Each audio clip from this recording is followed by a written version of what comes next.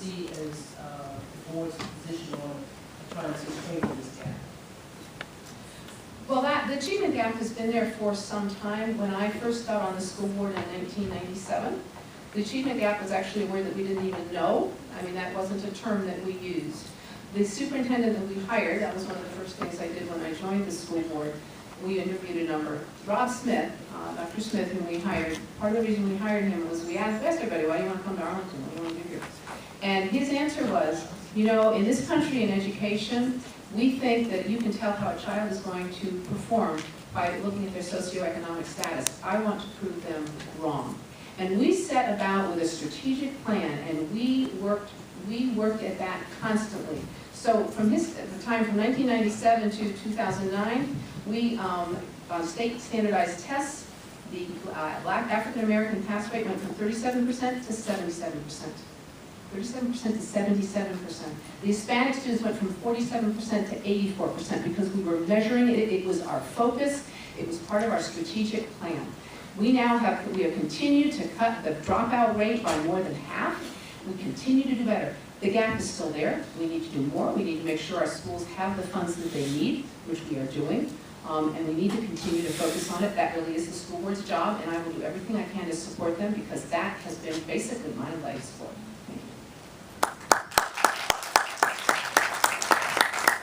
Okay, we only have a few more minutes for some questions, so. I think Eric Eric's It's quite all right. They interrupted me, I'm sorry. No problem. So I think that, again, this is, I'm reminded of sort of what's the difference between the school board and the county board. And obviously, achievement gap, first thing that comes to mind is school board. But in fact, actually, the county board does have a role to play here.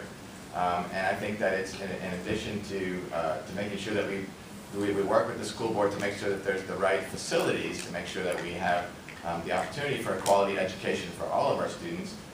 You know, one thing I want to note real quick is that in 2011, WAMU actually quoted Ms. Garvey as saying, and this was right after we added 40 trailers, quoted Ms. Garvey saying that the major concern of the school board was to make sure that we don't overbuild schools.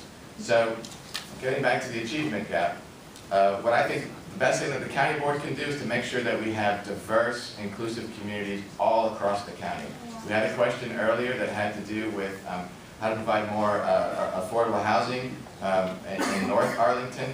So when we have economic diversity, cultural diversity, and rich communities, enriched communities where everybody is together, that helps the schools, that helps kids, because success breeds success. So when you're surrounded by excellence, you generally tend to want to excel yourself. This is a good thing. This is a power. This is the very core of democratic principles of how when you bring people together and how diversity enriches everybody's life. Thank you.